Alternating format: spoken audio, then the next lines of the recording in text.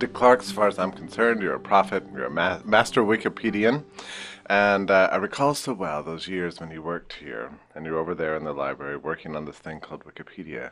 I didn't know anything about it. I figured it was just another way to waste time. How wrong I was. So glad you could be here with us and introduce to us something about the Mises Wiki. Well, thanks for having me, Jeff.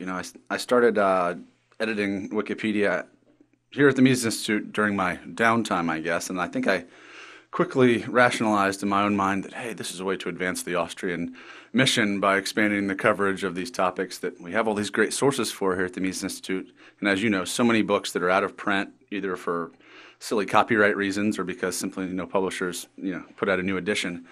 And I had access to all these resources, and Wikipedia, here's this great new resource developing that needed to be cited to, each assertion cited to a previously published work. And here I am with all these works that other people didn't have access to. And so I felt like I was in sort of a special position. Yeah. It was really neat.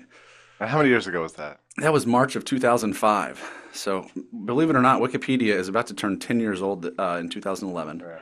Now it took a little while for them to reach critical mass. Obviously, they didn't get me till 2005. Just kidding. But no, so I got involved when it was already a very robust community. And, quickly found little holes that needed to be, filled in with some data about Austrians. I remember, I think the first article that I edited was either Mark Thornton's article or Stefan Kinsella's article. It was one of the two.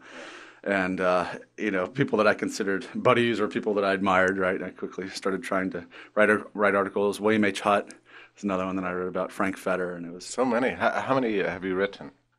Oh, man. Well, on Wikipedia, of course, you can create a new article. More often, you're contributing to an existing article. So I've contributed to many more articles that already existed than I have created new articles. I guess I've created probably about 30 new articles on Wikipedia. It takes some time, doesn't it? It's a hard Sure. part of the creation. That's the hard part of Wikipedia work, isn't it? I think so. And it wasn't always meant to be that way. But Wikipedia, since it's become such a prominent platform, there are a lot more gatekeepers than there used to be. And in many ways, that's good because it means that people are patrolling the recent changes for vandalism, and they're looking for people who are just writing up an article about their garage band that they started last Saturday, and stuff that really doesn't belong in an encyclopedia. But you also have people who, under the guise of being, gatekeepers for the encyclopedia, really are trying to push their point of view in many cases about what they don't want to have seem prominent on the project that they're working on. And so it's gotten tighter over the years. Oh, certainly. And there's this big battle between inclusionists and deletionists, right? These are the factions, and then there are people. Which one are you? Oh, I'm an inclusionist. Okay. On Wikipedia, I think that if you can find reliable sources, multiple reliable sources about a topic, enough that you can write a useful article, to me that should be sort of the pragmatic measure of whether or not something can make the cut. Some people are, a little tougher on that, and honestly, from deletion debate to deletion debate, the result may change based on who's involved in it. But in a way, that's, I think, a good thing because you don't have one rigid system since it's, of course, a collaborative. And you have, there's a kind of hierarchy of editors, right? And you've risen up that hierarchy. Well, how does that work? So I guess there are a couple of different ways that you might try to sketch out the hierarchy of Wikipedia. Of course, you have Jimbo Wales at the top, the guy who found himself at the Mises Institute talking to Mark Thornton and got the Hayek essay in hand and sparks started flying. Absolutely. And so there's this whole movement, the Trust Jimbo movement, right? But he recently gave up his administrative powers, actually, because people felt like he was making too many brash moves, and now, for better or for worse, there's a lot more process on Wikipedia 10 years after its inception. But anyway, going down past the top tier, you have, of course, have administrators and bureaucrats. And I'm actually on the list of Wikipedians with high edit counts who do not wish for adminship. It's like, don't admin me on Wikipedia because sometimes I get involved in controversial, articles where people are very spirited and not liking what I'm adding to a particular article or how I'm, reorganizing it. And so for me, I didn't want to have anything that seemed like, a power advantage in my favor because I wanted it to be about the content. Yeah. But, I've accrued, I think, about 10,000 edits now. And so I'm... How many things are on your follow list? Over 1,000. Over 1,000 articles on the watch list. So every day list. you get notifications of these things? I just have the watch list that I pop up, and I just scan it, and I have some articles that I've edited, like the Dyak fruit bat. I'm not really concerned about if somebody has added an image to the Dyak fruit bat article on Wikipedia today, because I think I corrected a typo one time 4 years ago. So there's some that I just look for the one, I look for the ones that are most interesting to me and say, Is it daily work for you? Well, it depends. Right now I'm traveling, seeing family during the holidays, but I think, usually it's Do you edit with your iPhone? Can you do that? Oh, yeah. No, I have the Google phone, Jeff, but no offense to Steve Jobs, but so yeah, no, it's great fun. I keep up with that, and there have been a couple other projects that I've gotten involved with that have wikis, as the way that the project works. Wikia is a for-profit enterprise that Jimbo Wales started. And so there are many, many different wikis there. And back when I was running for State House of Representatives as a libertarian in '06, I created a campaign article there. And, I didn't stay involved too much past that on that wiki. But now, of course, and there's so many. And now we have the Mises Wiki. Before we get to that, we should be talking about that this whole time, right? We are going about Wikipedia. But and one of the reasons for the Mises Wiki is that Wikipedia is the gatekeeper problem, as you mentioned, but we'll get to that in just a second. Let me ask you about wiki code. A person who knows HTML, a person who maybe doesn't know HTML, how long do you think it would take to become proficient in wiki code? Well, as far as being able to sit down at your keyboard and start with no article on this topic, right? A red link, and then clicking that red link and creating a new article, I think you could be able to get to that step on your first day, because the wonderful thing is there's not a lot of theory behind it. Like, you don't have to be a programmer to use wiki markup. And much in the same way that people might learn HTML, you can learn wiki markup by going to an article that you think looks nice and well formatted, and if you see a particular feature that you like, steal Copy it. it. That's the whole essence of learning the wiki code, isn't it? That's It's right. Copying what's going on, not trying to learn it all at once, Sure. but just a little bit at a time. What do I need to do? Or here's how I can drop an info box into this article, or here's how I can insert an image, or here's how I can And then bold that format burns the into your text. brain. It becomes part of your fingers, Sure. and then over time. And it's super easy, and it's really less kludgy than HTML, I think. It's much more elegant from the user perspective, because instead of having to use all these angle brackets, sometimes you can just tap the apostrophe 3 times and you get your bold text, or you tap I was it going to twice ask you and what get your kludgy italics. means, but I guess we could just bypass. I'll look that up in the Urban You can Dictionary. look out the jargon file, right? But in your experience, are people afraid to edit wiki? I mean, it seems like that there's an intimidation element here. Sure, and there's this, it's much more intimidating now than it used to be, of course, because now, for example, the English Wikipedia, as an example, the most prominent wiki on the internet, as far as I can tell, has 3 million articles, and it has tens of thousands of users, and it has all these layers of bureaucrats and administrators, and there's an arbitration committee, and there's all By these. bureaucrat, you don't mean that disparagingly. I mean, there is a title called That's right. bureaucrat. There's a title called bureaucrat. It's not a euphemism for anything worse or anything. But it can be intimidating because on Wikipedia, the collaborative environment has become so complex over the years. All these people working to advance what they want to advance in the You project. pretty much have to go to the talk pages and dope it out before you ever enter into the main article. And lots of people, including myself, have a hard start on Wikipedia. I think it was the Stephan Kinsella article. There was a lot of controversy over this for some reason or another, and Stephan's article was deleted twice before we created it a third time, and it was kept the third time. Yeah. I think that's how it went. And so I started out going in and saying, well, of course, Wikipedia should cover this, and it was like this personal thing. But a great rule on Wikipedia that I think all collaborative projects would do well to follow is the assume good faith rule. The idea that look, we can't we can't be mind readers and see what's going on, why this person's motivated to make this particular edit. We have to assume so we don't kill each other. Absence of malice. Right, absence of malice. Let's assume that he just doesn't understand why this wouldn't be a good idea, and so explain it in a civil way. You're also a master of the rules of Wikipedia. That's as important as the code, isn't it? I think so. And newer wikis are obviously won't have the complex, multi-layered rules. And Wikipedia has policies, it has guidelines. It's like the common law or something. Right. It's just endless. It is. And the great thing, though, about Wikipedia is the fact that you don't have this central hierarchical, authority structure. You just have a community and you try to reach consensus. And so for a new policy to be implemented, you'll have thousands of people potentially participating in the discussion. And it's not a matter of, 51 to 49 and the, winner take all. It's not about majority votes. It's about true consensus, as close as you can get. And so the result, though, you get these very complex rules because people want to hash out all the things that could potentially be, problematic or cause, interpretive problems down the road and people trying to apply the rule.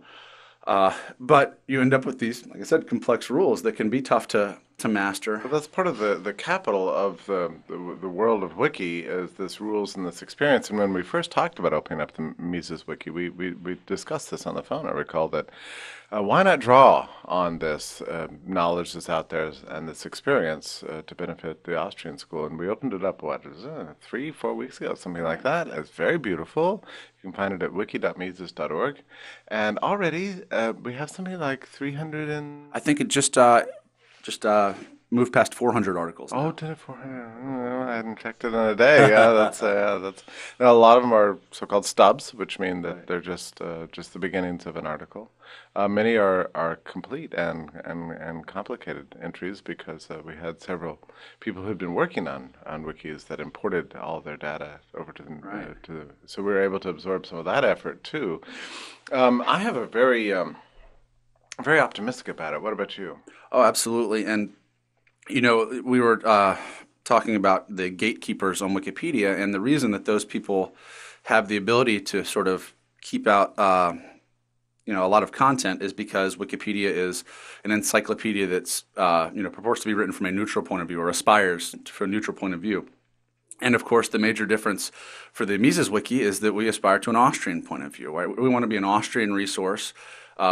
Anybody that comes to Mises.org, we're not trying to fool anybody. It's just here's a great resource of all the scholarship. Well, not all of it yet, but hopefully all of the scholarship and really what I think will be most important and useful to scholars in the future from the Mises Wiki is the interconnectedness of all the articles. The wonderful thing about a wiki is when you have a word that refers to a concept that may not be familiar, something that's familiar to everyone, you can just link to that article, and so there's this interconnectedness, and so.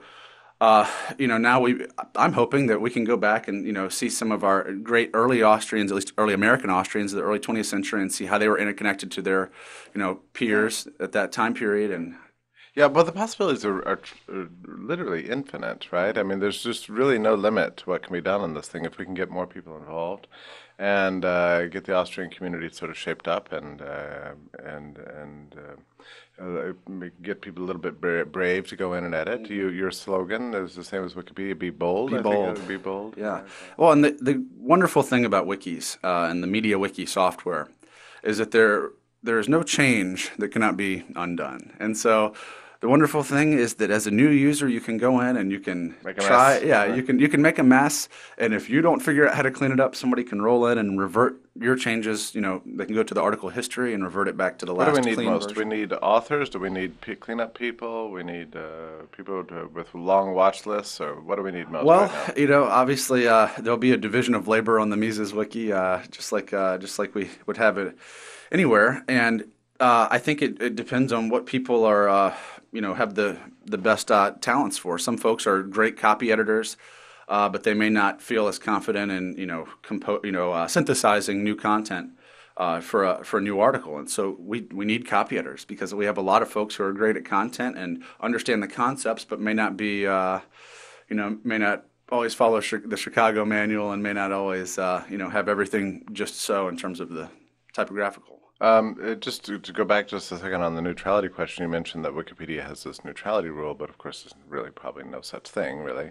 So you end up kind of having a bias towards mainstream opinion, which is something that we're trying to get rid of, or displace, or adapt to a certain point of view. So that's the advantage of the Mises Wiki, is that you don't have this huge apparatus to get through. I mean, a good example is always in my mind is this global warming issue. You'd think that Wikipedia isn't a utopia, right? I mean, it draws on the energies of the market order and the spontaneous order, so you get truth emerging, and it's beautiful.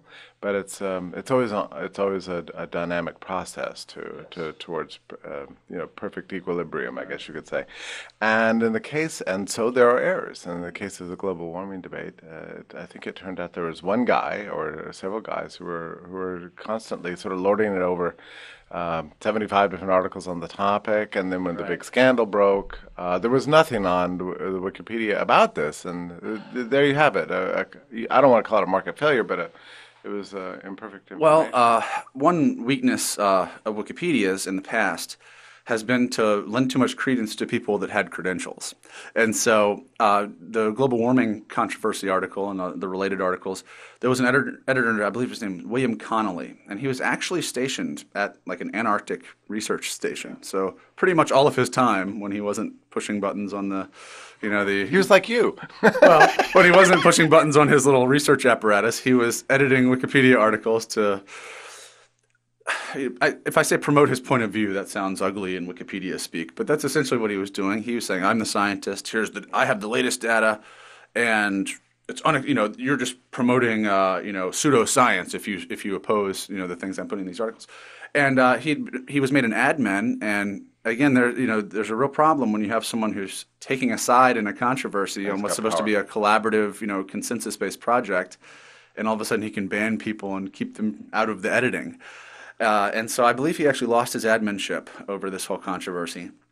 And as I mentioned, Jimbo, I think voluntarily gave up what we call the mop and bucket, the admin powers, just because he didn't want to create more controversy. So it can be dangerous. And the problem with Wikipedia in a lot of cases is that, like you say, it's striving to look for the mainstream perspective. Really supposed to be neutral, but what ends up happening is the position that is held by, in many cases, a majority of folks gets presented that way, and people are very rabid about labeling, Austrian economics. Oh, well, this is a heterodox school of economics. Oh, I know. Right? I know. It annoys me sometimes that anytime you advance an Austrian point of view, then somebody says, "Well, you have to counter this with a Keynesian or whatever, a critique of Austrian economics." I mean, it's really kind of boring and silly in some ways. Right.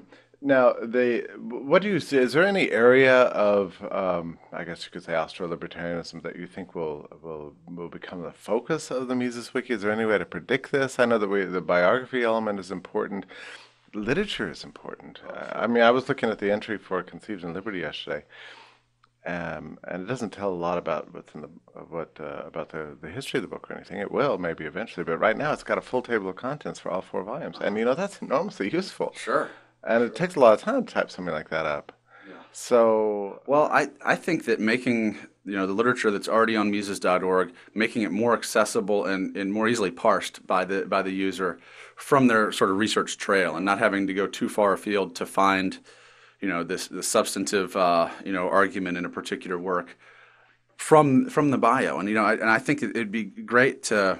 Once we get an even fuller Mises bio up, we've already got a pretty good one, I think. But once we get an even fuller one up, I'd love to have, and then he created this work, and then we have a link to the article about that, and immediate access to the full work, and all sorts of information about in detail. All his German works, the links to the PDFs. Right. I mean, and the works that it drew on, and the authors that may have influenced Mises in that work. Right. It's just, and that can make scholarship so much faster. And just.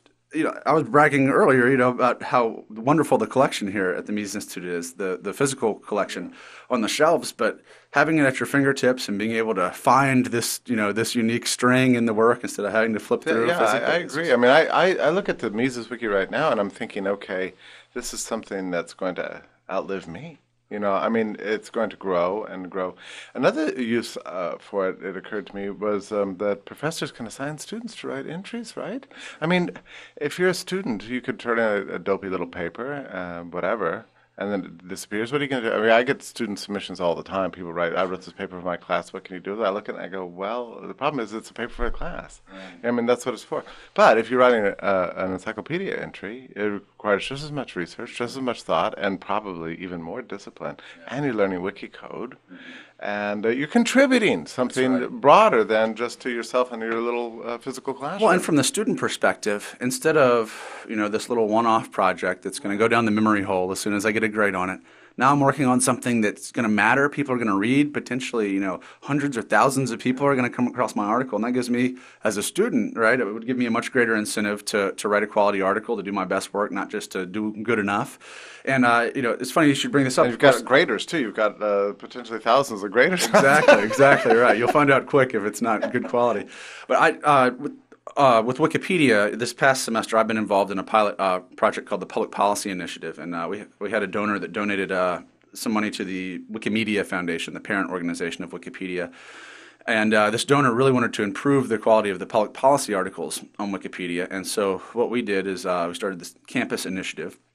And I was the campus ambassador to Harvard University, and so we got a lot of grad level students involved in editing Wikipedia in the areas of their particular specialization. Now, of course, the neutral point of view was something that we had to really, go over again and again just to make sure that they got it. But the idea, of course, is first of all, deal with the intimidation factor at the beginning when people are confronting a complex system for the first time.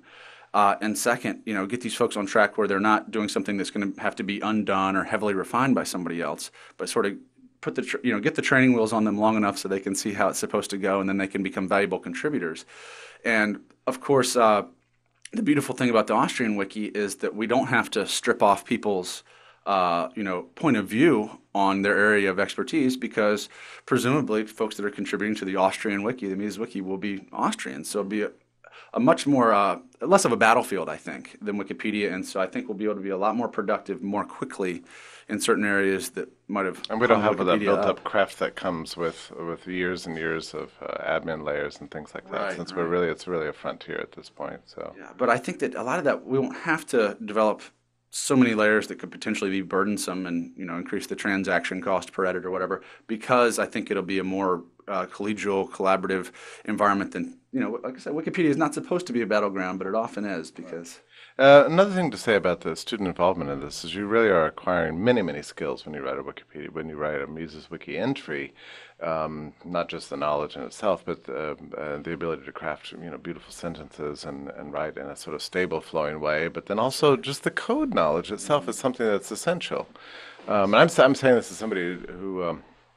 I love code, and I like to learn new things, but, this is something I picked up some years ago and then dropped, and I'm having to reacquire this knowledge now, but it's part of life functioning these days. And just learning to critically evaluate sources more effectively, more efficiently, and go through them. It's just all sorts of benefits to the student. Like I said, I have about 10,000 edits on Wikipedia, and I have to say that Wikipedia has done more for me than any writing class ever did, because there's that immediate feedback. It's not from an authority figure that the feedback's coming from, but it's another person who says, wouldn't it be great if we could word it this way? And then you get used to being judged, and you get used to having people look at your work. And it's not an attack. It's like they're trying to improve the work that I've done, but you just have to learn to react that way. At first, it seems personal, right? And then you have to, well, it's like when people first get online for the first time, they're alarmed. Oh my goodness, I'm being criticized. They have a personal meltdown. So you get over that very quickly with Wikipedia. It'd be very good, I think, for undergraduates, graduate students, and professors too. And indeed, with the initiative that we had, students were allowed to pick articles in their area of particular interest in their field of study, and then we're supposed to work on the article to develop it further, and then have it evaluated by people on the wiki, and the professor evaluated the end result. But this is already being done. People are already being graded for wiki assignments, and so it's not a stretch at all to think that we could have folks working on Austrian Mises Wiki articles from the Austrian perspective without having to deal with all the NPOV struggling trying to find what is neutral on this wiki, right? We don't have to. But let me say, Dick, that I'm very grateful to you, because when we started this project, I knew that you were out there. You were the first one I notified about it, and it gave me a sense of comfort, because I'm a little outside my comfort zone in this wiki area. So I was grateful for your knowledge and your experience and your expertise to bring to this project. It gave me a greater sense of confidence that it can succeed. So I'm flattered. Well, it's funny to me because I wasn't always of this opinion, and I've learned, and so you're my teacher. I'm grateful to you, and thank you for being with us today. Thanks for having me.